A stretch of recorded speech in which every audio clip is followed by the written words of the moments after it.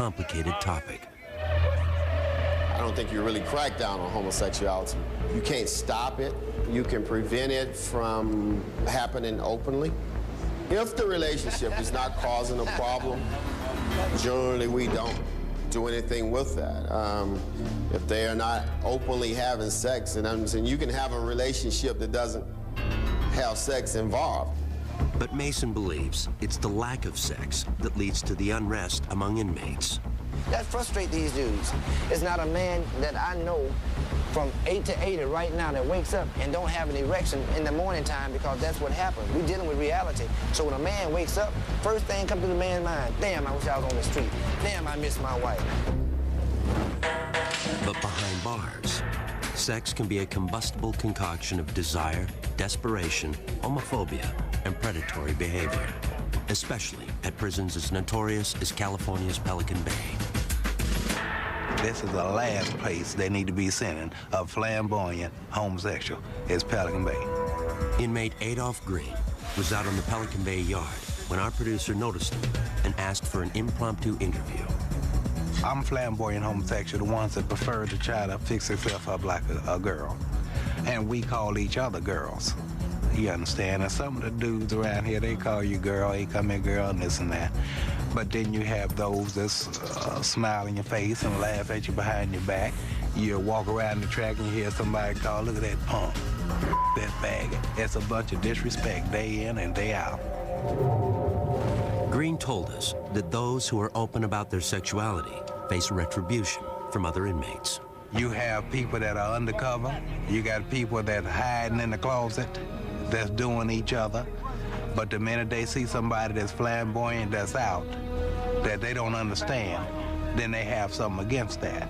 And to go through this here every day with a bunch of people telling you what you can and can't do, who you can live with and who you can't live with because of your sexual preference is wrong. Because half of the ones telling you not to do it are the ones that's doing it in the closet. And in this environment, sexual partners can turn into blood enemies in the blink of an eye. In here, you don't have no friends, I suppose. Because you can laugh and you can sit up and talk and play cards and dominoes and whatnot, but the minute something happens to you, they all go the other direction, leave you to die. And they got a lot of people up in here to call each other loved ones. I love you, I got love for you, you my homeboy. But the minute you do something that they don't like, they'll cut you. That's what Pelican Bay is about. But we've met many openly gay inmates who have little or no fear about being who they are.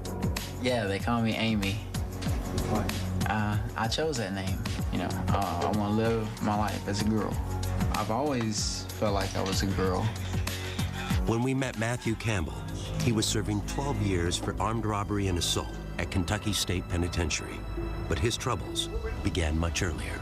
First time I went to jail was 15 years old. I burned the elementary school down. And it's pretty much downhill from there. And as an openly gay man, Campbell's time behind bars has had its challenges. Being gay in prison is really hard. I mean, it's hard enough to do time in here, but the fact that everybody knows that you're gay, it is constant pressure for, you know, sex. You have a lot of people here that, now that they're in prison, they resort to what they have to as far as sex. I have to say there's very few people here that are gay on the streets and gay in here as well. There's a lot of people that say they don't mess around, but then when they get you by themselves, it's like, hey, man, what's up? One of the things that struck me about Matthew was how comfortable he was in his own skin. I mean, here's an openly gay inmate in a southern prison, and he didn't have any problems with it. But when we went out to the yard to try and get some B-roll of Matthew playing backgammon, it became clear that a lot of the other inmates did have a problem with him being openly gay. Come on, shorty. Some people just were avoiding him, and he was actually calling out to them. Are you scared? And it wasn't until the cameras went away and we backed off a little bit that people were willing to come up and get involved in a game with him. In spite of the hardships, Campbell told our producer that prison has played an essential role in his life. If I hadn't came to prison, I would have probably ended up dead. Now my family knows I'm gay. You know, I told all them when I came here So, you know, they all know what to expect from me now, and then, you know, it's like I told them, it's gonna be a different person. But before Campbell can prosper on the outside, he'll have to learn how to deal with perhaps his greatest temptation. And it has nothing to do with his sexuality. I'm fascinated with guns. You know, I find guns fascinating.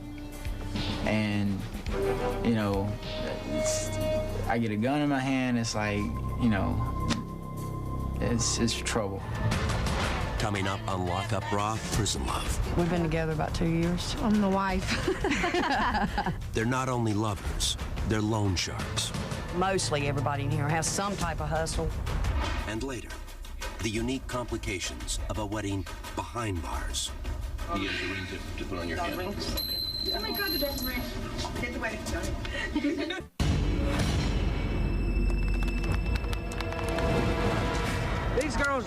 These girls right here is my homies. And Damn right. Some of us been together here 4 years, some of us been together 5 years, some of us been together a long time on relationship, you see what I'm saying? If male inmates look for sex in secret, we found a different story when we visited the North Carolina Correctional Institution for Women. The female offender has a lot of needs, and part of that is to feel that someone cares about them. And that has a lot to do with them bonding. Because a lot of women have been abused, when the first time that they see somebody they think they care about them, they run to it. They don't take time to see if that person's really good for them or not. As a result, the prison places strict limits on intimate relationships. Ladies, y'all put some space in between y'all. It is a rule violation for inmates to have sex in prison. I love you! When we see it, then they are punished because of that. We can't have it. But we met one group of inmates willing to share their secrets for skirting the rules. They were led by Don Braswell, known around here as Heavy D. You mostly have 10-4s in here. Yeah, you very somebody that you can. 10-4s is like another inmate. Like I say, Chelsea, man, 10-4 for me and my girlfriend, man, while I go in here. You know I'm what gonna I'm fall out and have a seizure before. So she's gonna fall out and have a seizure. It's just easy to get them to 10-4 for them, where you can give them maybe 2 or 3 cigarettes or a pack of coffee and stand there and watch. And some police knows what you're doing, so they don't care. That's why I tell you, the police, you got some police that's down with inmates and some police that's against inmates. While some inmates sneak away for quick sex, others, like Kathy Phillips and Devin Gann, seek long-term relationships. We have a good relationship. We've been together about 2 years. And for a relationship in here, it's good. Known couples aren't usually housed together, but we manage to connect sometimes. Yeah, there's a way around everything. When we met them, Kathy was 42 years old and serving 14 to 17 years as a habitual felon, with multiple counts of forgery, larceny, and resisting officers. Devin was 25 years old and serving 9 to 12 years for second-degree murder. There was a man that I lived with, he was a drug dealer. It was a robbery gone bad, and he got killed, and I left the crime scene with the guy who killed him because it was a bad situation. But in prison, the two women seem to have discovered a comfort zone. You get in here and you don't have anybody, you don't have anything, so you just sort of cling to somebody. And women are more affectionate or whatever anyway, so it looks like normal couples on the streets, but it's all women. Some look like boys. So yeah, they shave their head and they walk around like a little boy. Yeah, they even hold themselves like there's something down there. But any relationship in prison involves towing the line.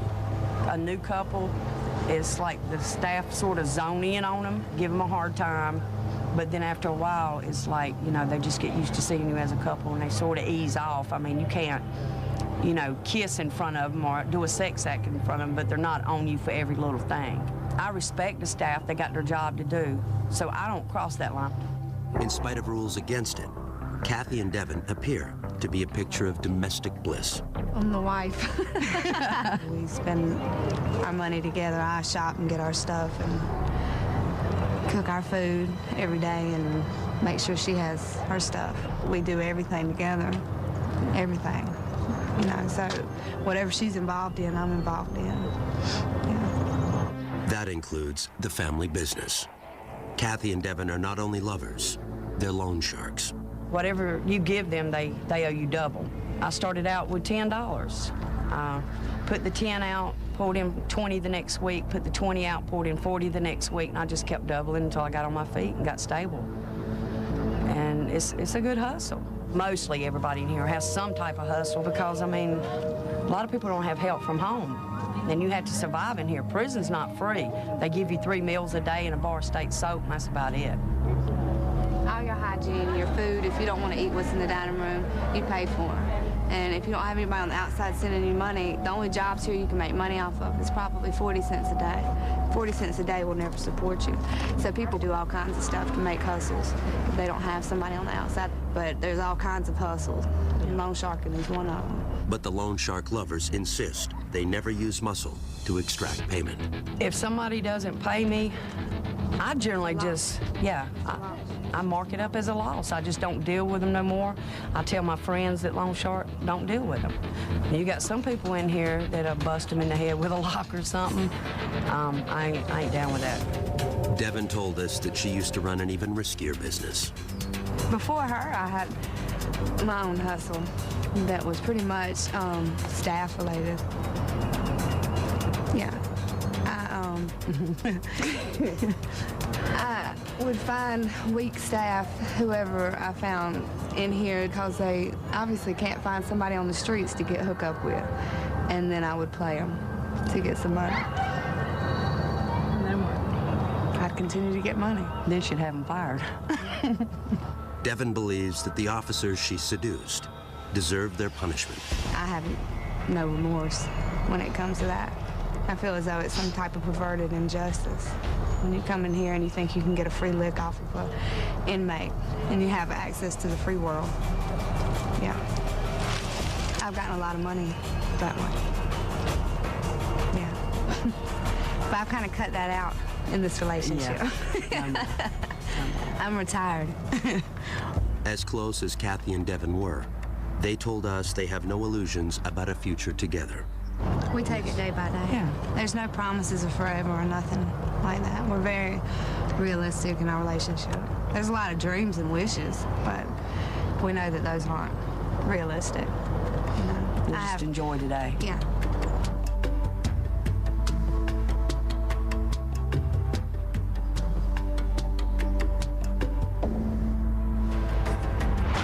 Next on Lock Up Raw, Prison Love. I, Raul, take thee, Leticia. I, Raul, take thee, Leticia. Exchanging vows when the groom is locked up.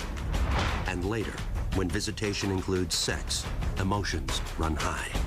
We're gonna go ahead and let you take one of these then. I need both of those. You can't tell me that I can't use my personal hygiene for my body. I need both of those. Raul and Leticia. Today is a very special day for both of you, because today marks the beginning of your new lives together as one. Under the best of circumstances, marriage can be challenging, even more so when it begins behind the walls of one of the nation's most dangerous maximum security prisons. Yeah, I can't even touch her or nothing, so you can't even consummate the marriage. The groom, Raul Vidal, has been in California's Pelican Bay State Prison since age 18. I was involved in gang, in the street gang, you know, drugs, violence, all that. We got in a little shootout. There were 6 guys in the car they said I shot at, they were hit and all that, so they gave me 6 life terms for that. Because of his gang affiliation, Vidal is assigned to the secured housing unit, where contact visits are not permitted. Right now, here together, you stand free and apart from all other people in this world. Because right now, you stand within that charmed circle of your love together. Vidal and his bride, Leticia Jaime, were childhood friends and had reconnected 5 years earlier. Though it's unlikely Vidal will ever be free, Leticia agreed to marry him anyway. Her son, Ruben, stood in as best man. He has a ring to put on your hand. Okay. Oh my God, the dog ring. Get the wedding ring. She seen me, the person inside, that I'm a human being. She opened up her house, her heart. She gave me her family. I, Raul, take thee, Leticia. I, Raul, take thee, Leticia. To be my wedded wife. To be my wedded wife. To have and to hold from this day forward. To have and to hold to this day forward. I'm the black sheep of my family. I'm the only one that ever been in prison. I, Leticia, take the Raul To be my wedded husband. to be my wedded husband, To have and to hold from this day forward. to have and to hold for this day forward. I just been thinking about the sacrifice she made, you know, how much she loves me to do something like that. As you take this ring and place it on her hand, Raul, will you repeat after me? I give you this ring.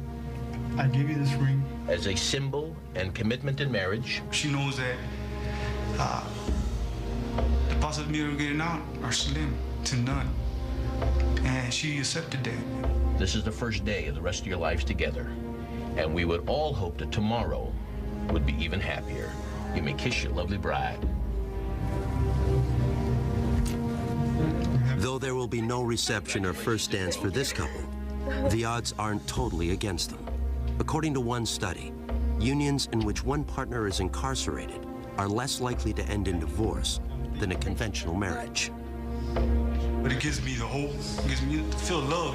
Well, she's just a friend, I'm a friend, and you know, we just got married, so to show love for each other.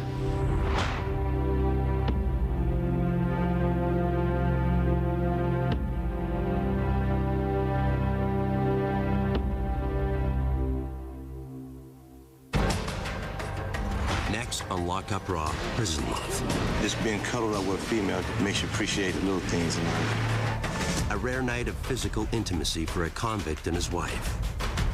And later, I begin to hear people talk about, oh, she's got sentenced to death. She's gonna die for the crimes that she committed.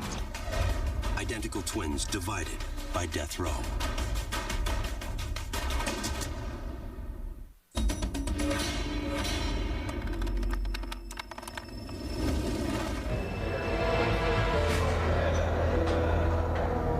Prison inmates don't have a lot to look forward to, so visitations are a big deal. For some of these inmates, you know, they haven't seen a child or a wife or a parent in years, so it's a very dramatic time when they come to visit them. And in lockup, these visitations have provided some of the most compelling moments in the series. And few visitations provide as much drama as conjugal visits, when an inmate is allowed an overnight stay with his spouse. It makes you appreciate the little things in life. When we met Ron Golden at California's Kern Valley State Prison, he was serving a 22-year sentence for armed robbery and assaults on correctional staff. He claimed that his recent marriage to a childhood friend helped turn him around.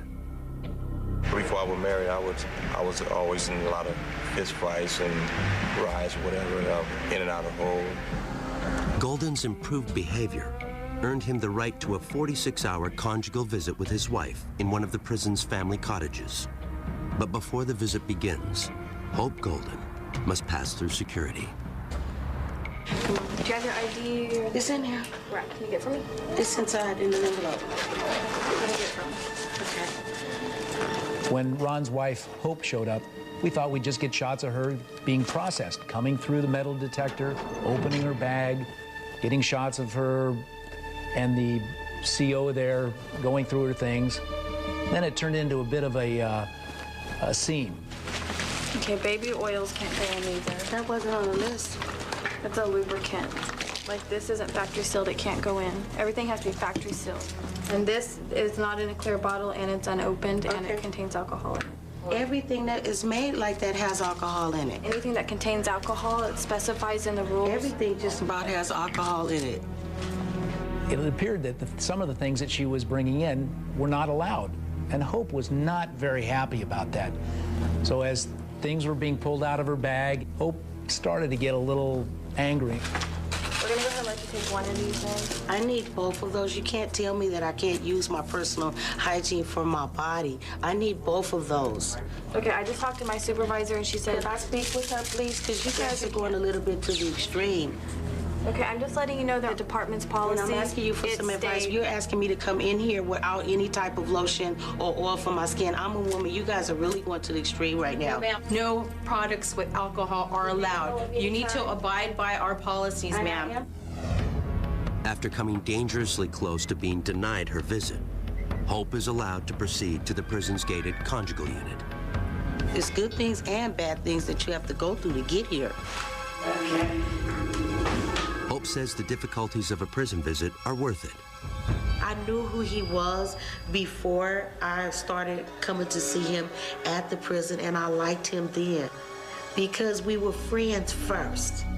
And that's what made us bond as lovers even better. And it was special because we didn't make love till we got married. And that's something that I never did before. So I was happy about that too. What are you guys gonna do for 2 days? Well, we're gonna have fun. We're gonna probably do a lot of exercise, jumping jacks and stuff. Liar. Golden is finally escorted across the prison yard to the Family Visitation Center. His long-awaited reunion with his wife is just moments away. I'm feeling marvelous, extremely excited.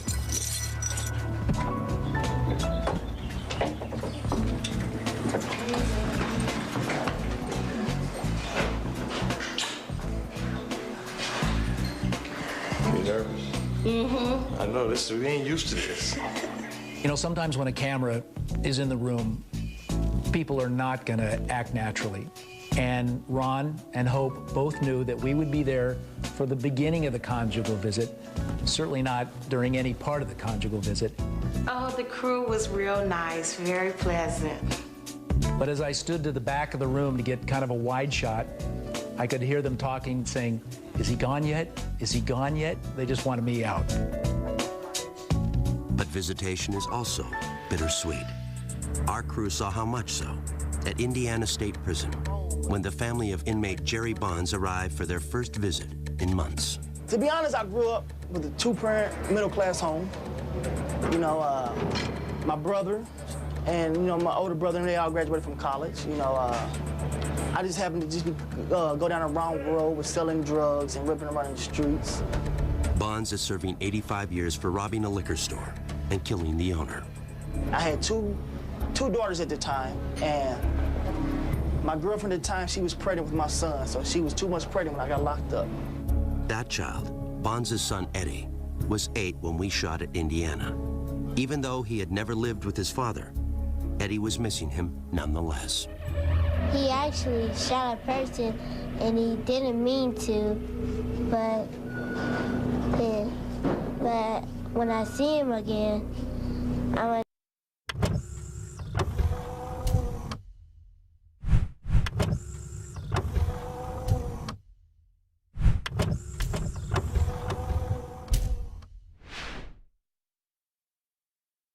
to live with them is be with them together so we can go to the park and the museum. His youngest son cries sometimes because he doesn't have his father around. And there's some things that he really needs to be in his life for. But Bonds has had a tough time following the rules in prison as well. His last infraction was for attempting to intimidate an officer. That, along with 3 urine tests that proved positive for marijuana, has cost Bonds visitation privileges with his family. He had only recently gotten them back, but with restrictions. So right now I'm on non-contact status. It's like through the phone and the glass. How did you react when your son told you that he wasn't going to have contact visits anymore? Well, I was upset at first, and I even threatened him to not even bring his kids up here, you know. And I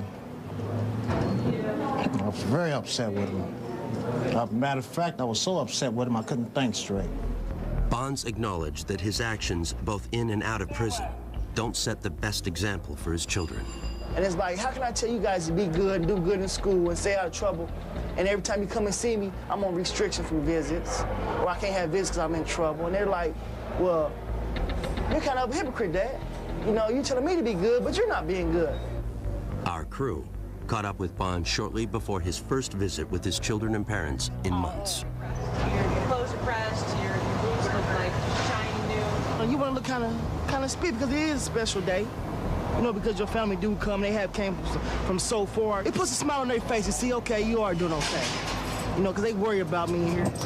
But first, Bonds would need to pass pre-visitation security measures, starting with his freshly pressed clothes.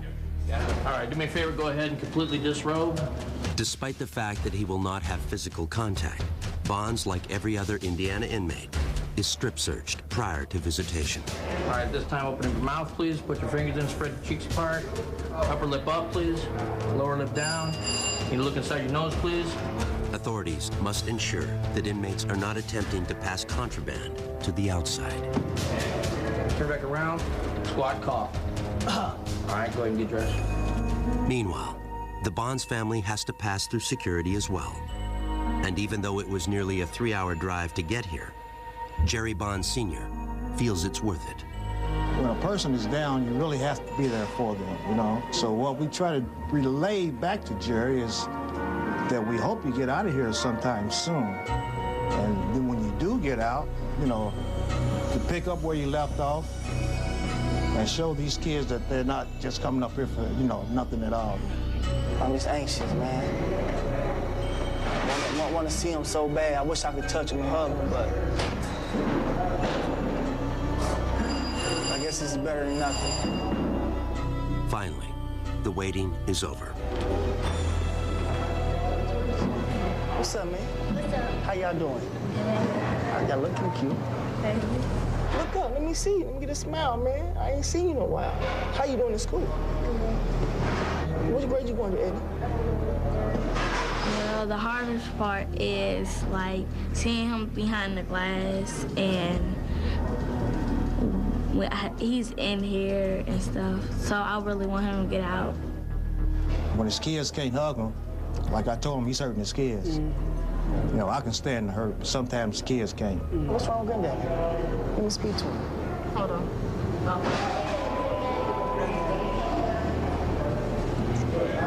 What's going on, man? Hey, what's happening, Dad? How you doing? Staying strong? Yes, sir. Yes, sir. Hey, thanks for bringing him up for me, Dad, man. I want to let him know that we love him no matter what, but make it easier on us when we come up here. We're in here with you. Don't make it to where we are locked up, being locked up. You know what I'm saying? Hey, I ever told you I loved you? I ever told you I loved you? I love you guys. And I'm sorry, okay? Would you guys forgive me? Limited to only 30 minutes, the visit hardly seems to have begun when it's time to leave. I love you. Y'all be good. Bye-bye. All right, stay strong. Yes, sir. I'm praying, hoping that this is the last time they had to come up here like this and see me behind the glass, because it's not a good feeling. Not a good feeling. I just feel about when I don't see him anymore, I get sad, and when I see him, I get happy. I want him to be here, and then I don't want him to be here. I want him to like learn his lesson while he's here, so that when he comes home, he knows right from wrong and know what to do and know what not to do. As a mother, I'd like to just touch him and are you okay? I want to give him a hug. And I haven't been able to do that, but I know one day I will. Coming up on Lock Up Raw, Prison Love. I love him to death. I'd do anything for Brad, anything, short of killing somebody again. The family bonds that lead to murder, and later. One of the first things that I noticed was something that I never thought that I'd seen a million years on a prison yard. And that's all of the cats. When inmates adopt. Especially when they're little babies and you can raise them up, pet them, you feed them, you watch them grow, and that's your cat.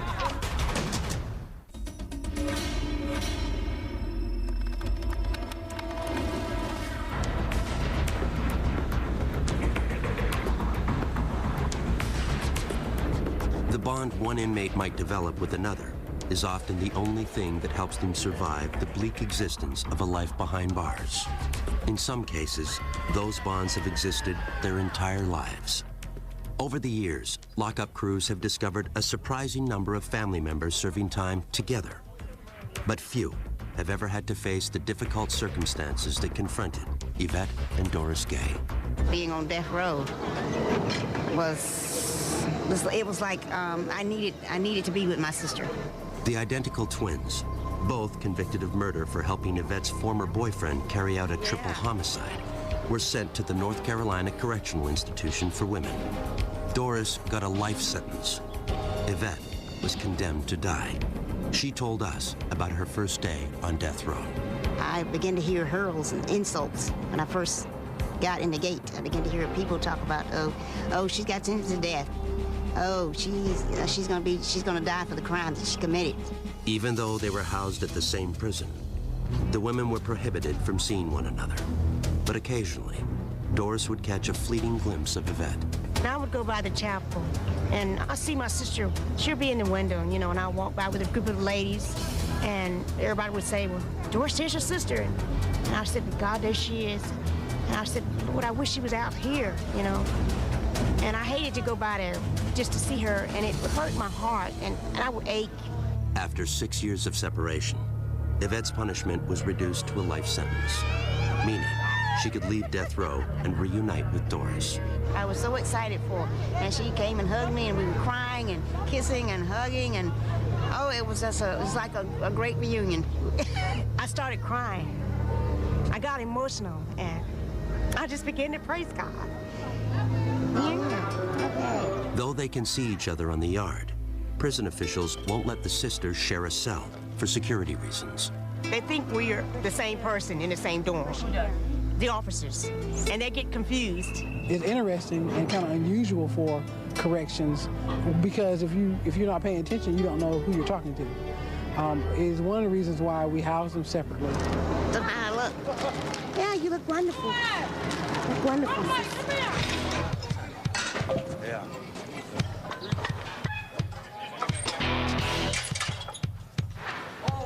That's my only brother. We're really close, we're really tight. We eat together, we live together, we work together. Our visit to the Anamosa State Penitentiary in Iowa led us to another memorable pair of siblings, Michael and Brad Love, whose lifelong allegiance drove them to kill.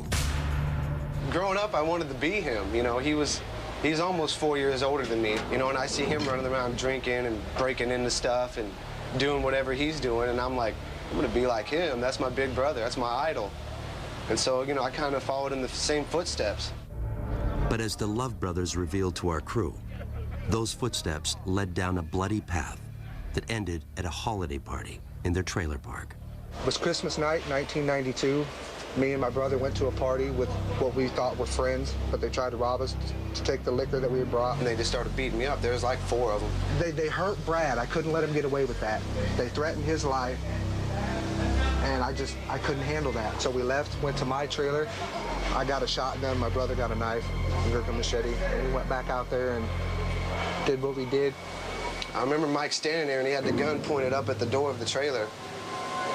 And one of the dudes looked out the window, and he was like, F you, or whatever he said, and boom, and then he shot. So I shot 3 people, he cut up 2. We were both charged with first-degree murder, which carries a life sentence in Iowa. And that's it. Life means you don't ever get out.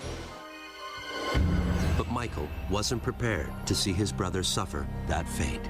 Brad didn't kill anybody. I'm the one that shot and killed the guy. So I didn't think it fair for him to spend the rest of his life in prison. They come to me and say if I pled guilty to first-degree murder, they would plea bargain him down to a lesser time. So he plea bargained down to 125 years, which to me that's still excessive, but it's better than a life sentence. He gets to go home where I'll probably end up dying in prison. Does that make you feel? Makes me feel like a piece of really, man. You're my only brother, and because of something we did, and we did it together, and you know, he takes responsibility for his own actions. I don't know, man, it makes me feel like I'm that tall because I let it happen. I think in my mind that he's here because of me, so I carry that guilt around every day. He was 18, he turned 18 in county jail. He had a whole life ahead of him. He could have been a pro football player or a rock star, whatever he wanted to be. And I feel in my mind and my heart that I ruined that for him. And there's no way to explain how much guilt I carry around. The Love brothers were initially incarcerated together at another Iowa prison. But once again, Brad followed Michael, and the result was more violence. The last fight that we got into, this guy told on my brother for smoking weed. Mike told me, he said, here, I'm gonna go beat him up. He's like, I want you to shoot jiggers, watch out for us. I said, all right. So I was standing outside the cell, and Mike goes in there, and I don't know what made me do it, but I look in the window, and it was only supposed to be one dude in there, but there was 2 guys, and they was trying to get on Mike, and I was like, no, you know, that ain't gonna happen. So I ran in there, and I grabbed the other dude, and beat him up pretty bad, and then they shipped me out, and then that was it. Man, that sucked. Brad was transferred to Anamosa, only to find a long-lost relative was already doing his own time there.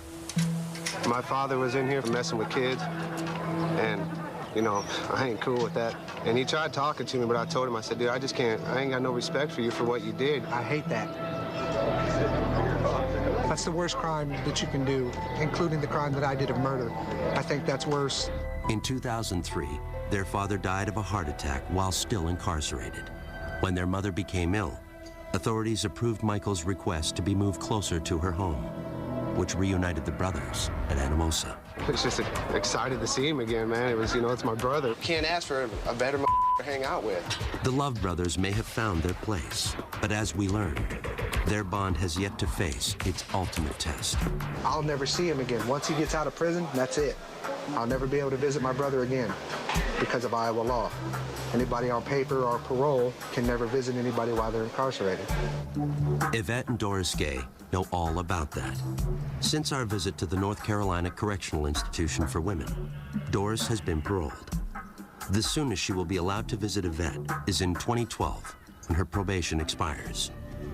Brad and Michael Love have more time. Brad is currently eligible, but has not yet made parole. So we're going to spend as many years together here as we can. I love him to death. I'd do anything for Brad, anything, short of killing somebody again. Coming up on Lockup Raw, Prison Love. These cats is their kids. And you mess with one of the cats, I mean, these cats is their family. That's all they've got. The special bond between prisoner and pet. It's like anything, true with love and respect, it'll treat you with love and respect back.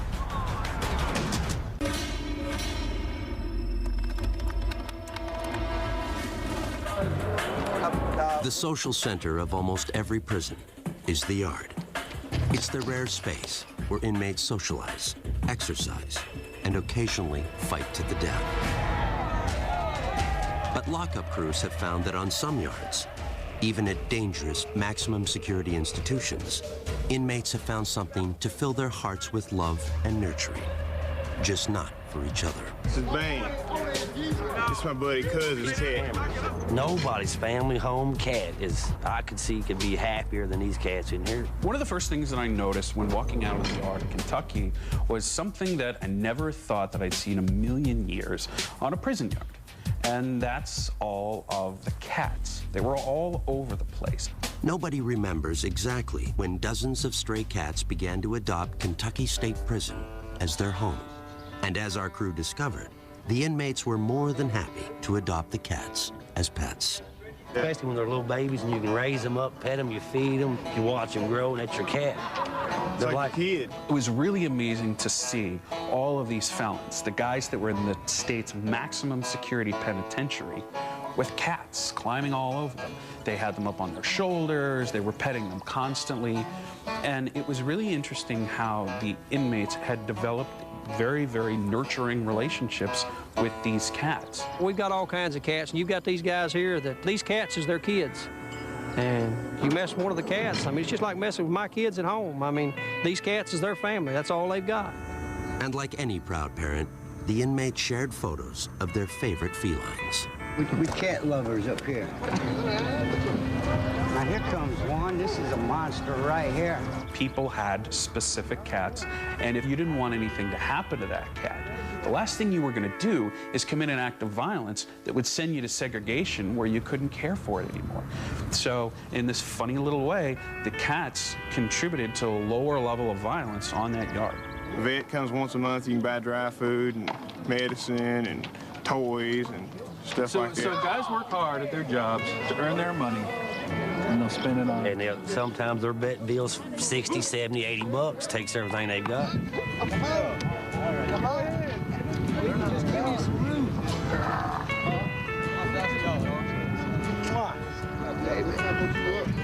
Red, I wish you cats would get together and get rid of some of these rats we got running around this yard, man. Like rats, man. Yeah. The people rats. Now, you leave the little bitty mice alone. We found an even more unlikely bond at California State Prison, Corcoran. It's like anything, true with love and respect, it'll treat you with love and respect back.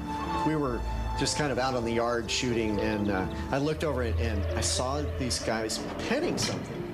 And at first I thought it was like a kitten, and it ended up it was a gopher that they had tamed. We shampoo them, you know, give them little baths, you know, bring the dirt mites in and play with them and let them run around in our cells, feed them apples, lettuce, take care of them, and they're good little pets. It's like the best companion I've ever had. A lot of the guys that we ran into have probably never had anybody, you know, to love or anything or anybody to love them. And, you know, when you run into somebody who is, you know, adopted a gopher and it gives him some sort of outlet for affection, it's got to be a good thing. But we found a very different case of inmate-creature bonding inside California's San Quentin State Prison. I'm Mike Miller is my real name, and the staff here call me the Birdman of San Quentin. The first day I got here at San Quentin, birds seemed to have flocked to me for some reason. And I don't know, they probably think I'm the Birdman of Alcatraz. Maybe they're mistaken because he has a shaped head too. Miller was serving an 8-year sentence for burglary when he proudly showed us his cell, a virtual shrine to his winged friends. And ever since I've been here, the birds just come up to me like they know me. You know, I got them landing on my shoulders and my hands and, you know, different kinds of birds, not just pigeons, but I got the, you know, the different kinds of blackbirds like the finch and the redwing landing on me. I think the birds is a good way of releasing a lot of tension and anger. And before I got arrested, my girlfriend used to chase the birds away. She didn't want me around, and so when now I'm in here, I have a chance to mingle with the birds. And basically that's about the only friends I got, but birds, you know, I can't trust anybody else.